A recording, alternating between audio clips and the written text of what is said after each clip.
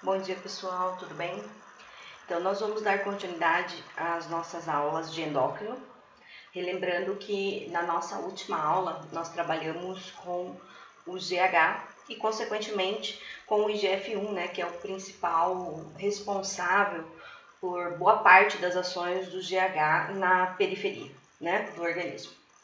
E para nós relembrarmos um pouquinho aquela aula, para podermos darmos continuidade hoje no que eu pretendo falar, porque eu falei para vocês que nós iríamos comentar pelo menos os mecanismos básicos da sinalização, né, da interação do GH e do IGF com o receptor e as vias de sinalização, que na verdade são os mecanismos que explicam aquelas ações, né? É importante nós termos em mente que as ações fisiológicas, que muitas vezes a gente decora, né? O hormônio faz isso aqui, o hormônio faz essa ação ali, o hormônio causa tal efeito.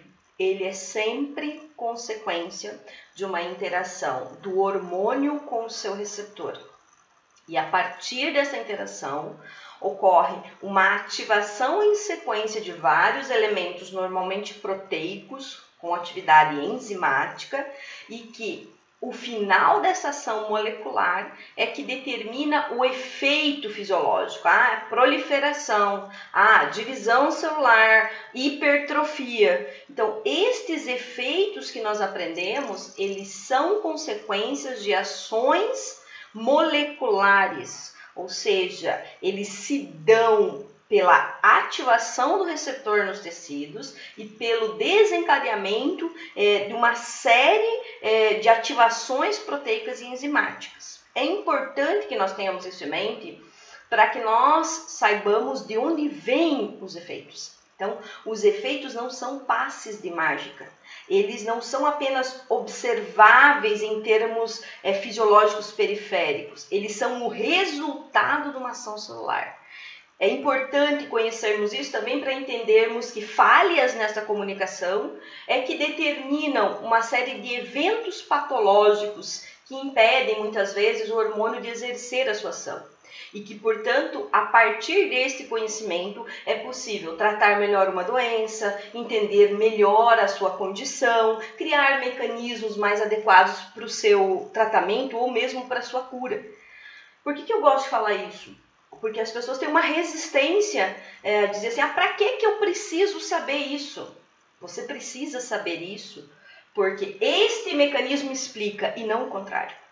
Então, eu preciso conhecer os detalhes do processo para eu entender o processo. Não há como eu ser um bom médico, não há como eu ser um bom enfermeiro, não há como eu ser um bom fisioterapeuta, não há como eu ser um bom educador físico, não há como eu lidar com o corpo humano na fisiologia sem entender a base biológica do seu funcionamento.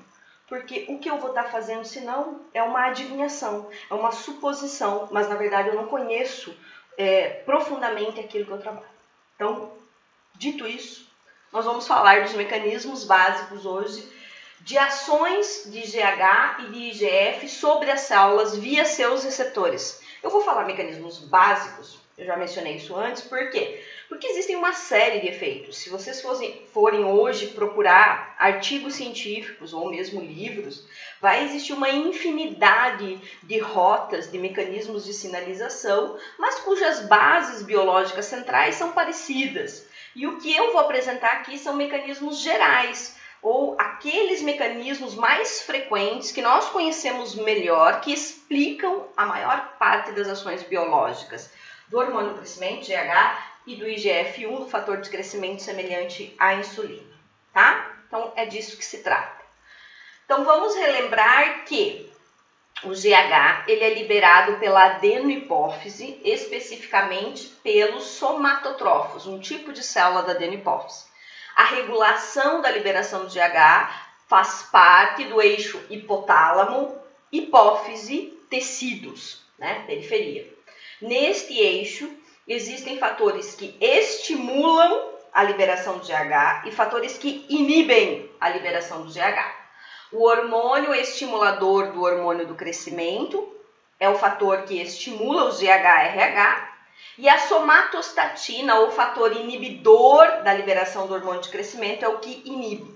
Esses dois fatores, estimuladores, GH-RH, e inibidores, né, a somatostatina, são produzidos por neurônios hipotalâmicos, caem no sistema vasoportal, adentram a adenohipófise, atingem os somatotrófos e, portanto, modulam para mais ou para menos a liberação de GH. O GH, uma vez liberado pela adenohipófise, cai na corrente sanguínea e vai exercer os seus efeitos biológicos periféricos. Alguns desses efeitos, eles se dão pelo próprio GH, o que significa? É o GH agindo no seu receptor que determina o efeito. Outros efeitos vão depender da capacidade do GH de estimular a produção periférica de um outro fator, que é o IGF-1, o fator de crescimento semelhante à insulina, tá? A produção de IGF-1, a principal local, digamos assim, é o fígado. Então, o GH tem uma forte ação sobre as células do fígado, os hepatócitos, onde estimula a produção do IGF-1, e esse IGF-1 cai na corrente sanguínea e determina boa parte das ações. Não está muito claro, tá, na literatura, até o presente momento, exatamente quais ações são exclusivas do IGF-1 e quais ações são exclusivas do GH. Mas, de um modo geral, a gente diz que as ações de crescimento, proliferação, diferenciação celular, aumento da síntese óssea, crescimento, elas se dão numa ação conjunta entre GH e IGF-1. Inclusive, existe produção local de IGF-1 estimulada pelo GH nas epífises, por exemplo, dentro do músculo, né? Então, é provável que o GH, além de ter o seu efeito estimulante da produção de IGF hepático, também estimule a produção local lá nos tecidos, na cartilagem, nos discos epifisários, no tecido ósseo, no tecido muscular, no tecido adiposo, de IGF-1 local. É por isso que é a interface de ação entre essas duas coisas que provavelmente determina os efeitos biológicos gerais. Então, precisa de ambos, tá? Bom, então vamos falar desses efeitos. Aí nós aprendemos que, de um modo geral, existem ações que são metabólicas, quer dizer, que são ações que impactam sobre a forma como o organismo lida com carboidratos, lipídios e proteínas, são ações metabólicas. E nós temos ações de crescimento, que são aquelas ações mais que proliferam o tecido, que aumentam o número de células, que aumentam o tamanho das células, que causam, por exemplo, a expansão, a hipertrofia, da massa muscular, e que promove crescimento dos ossos, por exemplo, em comprimento e em largura. Então, são essas ações em linhas gerais.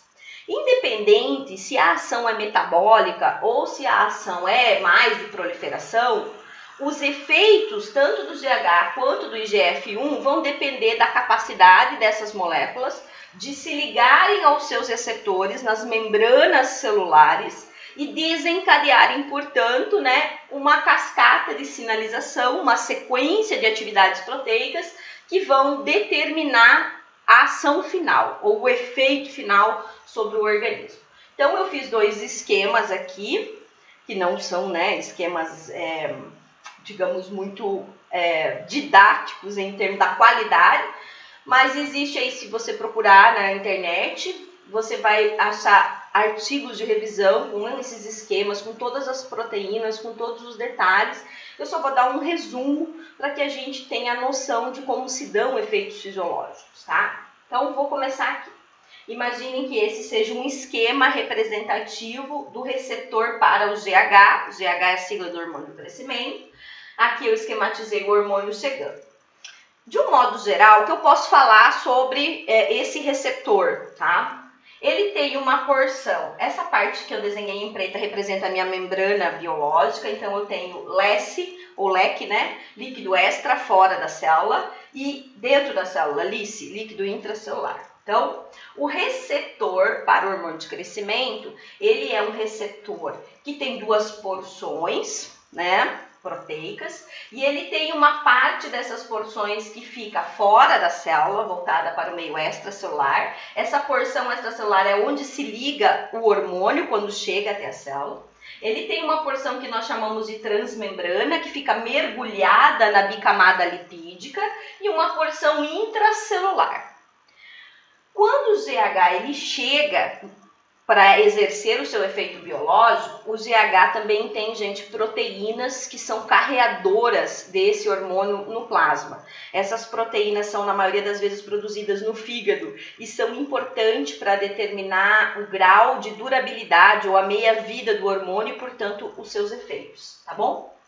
De qualquer modo, o ZH chegou aqui, nesse tecido, ele vai se ligar ao seu receptor. A ligação do GH à porção extracelular do receptor causa uma modificação na estrutura, tanto na parte transmembrana quanto na parte interna. Quer dizer, há mudanças conformacionais. Então, quando há ligação do GH com o seu receptor, muda a estrutura do receptor.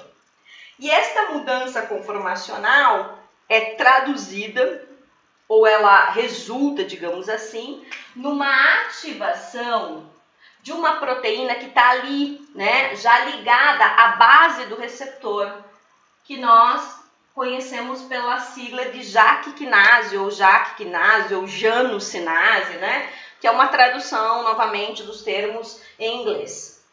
Essa quinase, ela tem a capacidade, como toda quinase, de fazer fosforilações.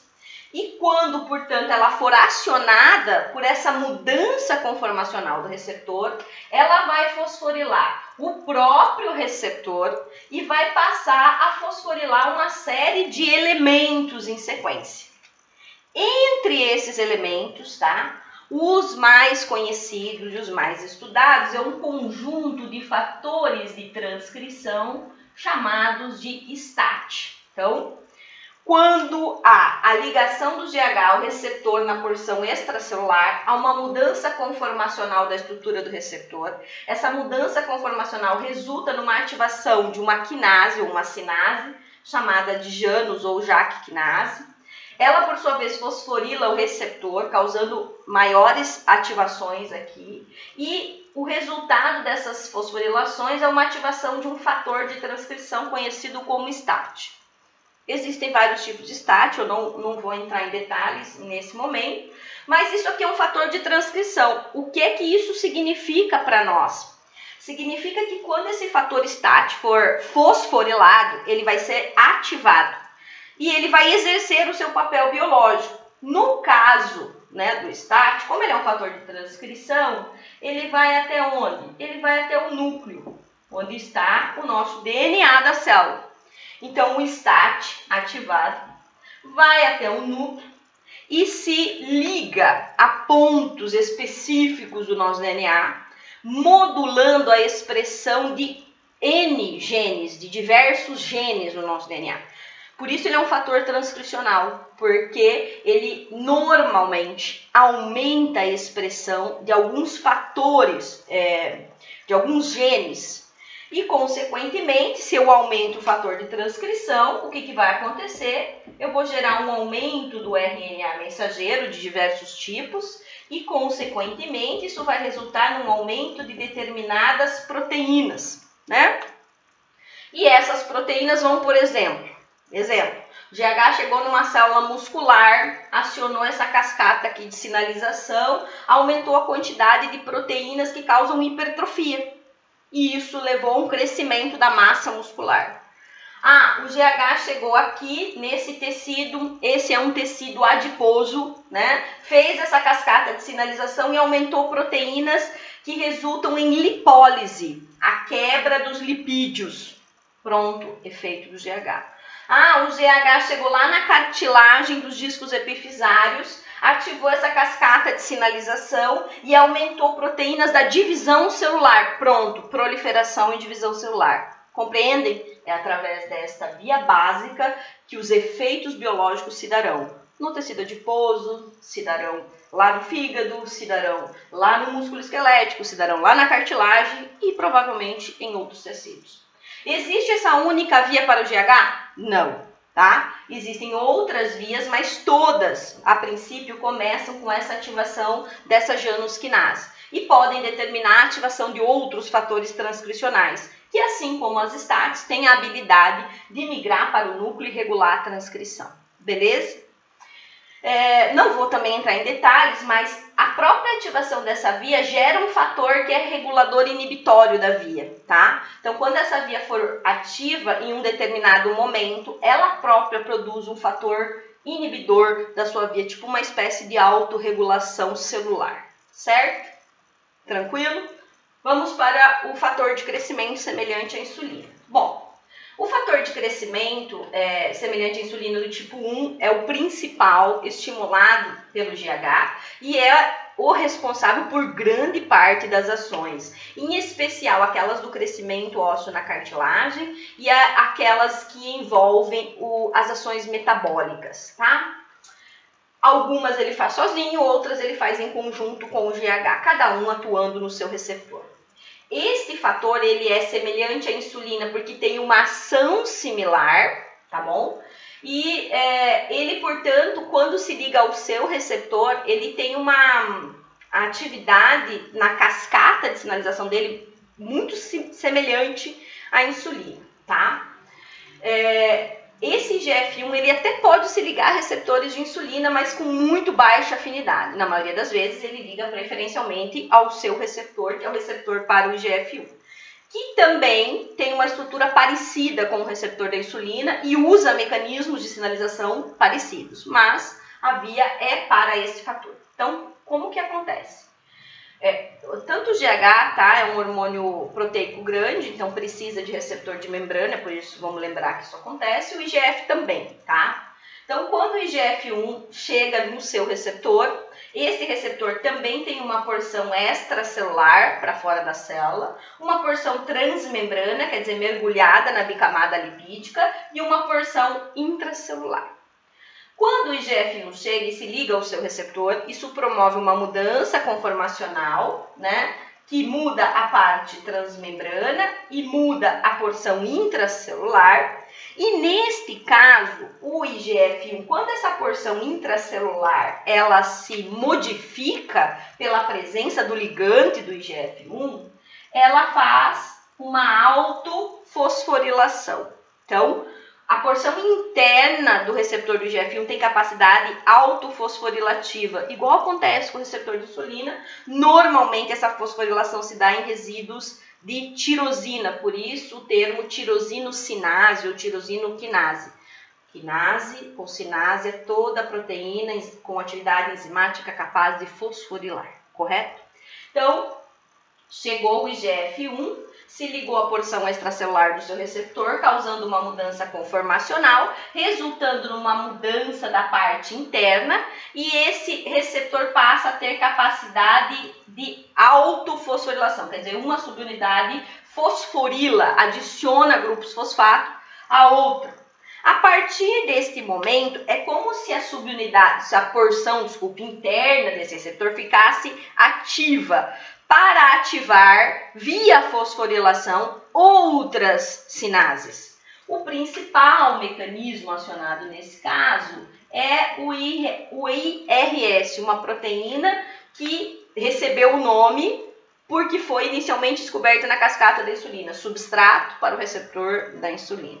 O resultado é que, uma vez esse IRS, substrato para o receptor da insulina, tendo sido ativo pelo receptor, ele também exerce atividade sinase ou atividade quinase, o que significa ele também tem capacidade agora de fosforilar outros elementos. E ele fará, né? Então vão surgir eventos de fosforilação a partir disso, que vão determinar, por exemplo, a fosforilação de uma enzima chamada AKT, a fosforilação de fatores de transcrição, tipo RAS, tipo ERK e outros fatores de transcrição. Essas vias de fatores de transcrição é parecido com o STAT, então são fatores de transcrição, tem outros aqui, tá? Esses fatores transcricionais vão migrar até o núcleo e, de novo, vão mexer com a expressão do material genético determinando, né, aumento da expressão de determinados genes, RNA mensageiro e determinadas proteínas. Por isso o IGF-1, por essa via, porque também ativa fatores transcricionais, vai ser capaz aí de aumentar, por exemplo, genes e proteínas envolvidos com proliferação, com diferenciação, com crescimento, correto? A essa via que envolve o IRS e a AKT, né, essa quinase AKT, que também participa da via da insulina, vai estar envolvida com ativações que têm mais relação, né, com o metabolismo. Então, o que significa isso? Essa enzima aqui, ela vai acionar por fosforilação outras proteínas dentro da célula que vão mexer com o metabolismo de lipídios, que vão mexer com o metabolismo de proteínas, que vão mexer com o metabolismo de carboidratos, e assim eu vou exercer meus efeitos sobre o metabolismo, tá? Então, estes mecanismos explicam as ações fisiológicas de GH e de IGF, e ambas as coisas provavelmente estão acontecendo em conjunto, tá? Essas ações de proliferação, tanto do IGF-1 quanto essas ações de proliferação do GH, elas também explicam que caso isso aqui seja muito intenso, não regulado, né? Por exemplo, em situações que a administração desses compostos é feita de forma indiscriminada, sem controle, e esses efeitos de proliferação têm uma capacidade de ativar genes envolvidos com câncer. Então, por isso que eu destaquei que é preciso muito cuidado nas reposições, né, de GH ou no uso do GH, porque podem ocorrer ativações de genes que estão envolvidos com efeitos patológicos, por exemplo, efeitos de câncer. E isso elevaria a chance, então, do desenvolvimento de um tumor e de uma patologia decorrente disso, né? Mas, em situações fisiológicas normais, essas ações ocorrem, elas se autorregulam, porque essas vias moleculares, no final, vão ativar coisas que controlam os efeitos, então o organismo ele funciona muito bem normalmente. Então, ele consegue se autorregular na via e, obviamente, quando a liberação desses fatores parar, esses efeitos vão desaparecer, essas enzimas todas serão desativadas. Isso normalmente acontece ou porque o hormônio, né, desligou do receptor e aí há um mecanismo de parada dessas vias. Isso normalmente envolve a retirada dos grupamentos fosfatos por fosfatases, enzimas que retiram os grupamentos fosfatos e desligam, por exemplo, a via, ou por fosforilações em pontos de inibição, porque as fosforilações, elas são mecanismos de regulação. Então, existe fosforilação que é ativadora e existe fosforilação que é inibidora, tá? É importante saber isso. Pode ocorrer também internalização desses receptores, então uma endocitose, né? Eu internalizo o receptor e impeço o sinal de acontecer. São mecanismos moleculares da regulação das cascatas de sinalização. E, obviamente, ao mesmo tempo, há aquele mecanismo de feedback do próprio eixo, né? Que esses sinais aqui, quando em alta quantidade, exercem efeitos superiores sobre o hipotálamo e sobre a adenohipófise, resultando numa inibição da sua própria liberação, feedback negativo. Tudo isso colabora para que haja uma autorregulação do processo hormonal e, portanto, evite-se um efeito exacerbado, certo? Bom, com isso, nós encerramos as principais e básicas ações de GH e IGF e os mecanismos celulares principais e básicos das suas sinalizações. Provavelmente, na minha próxima aula, eu vou estar trabalhando um outro hormônio da adenohipófise de ação direta, que será a prolactina. E eu vou tentar trabalhar ela em conjunto com a questão da lactação, que é um dos efeitos principais dela, né? E provavelmente vou estar falando um pouquinho também da amamentação e produção de leite.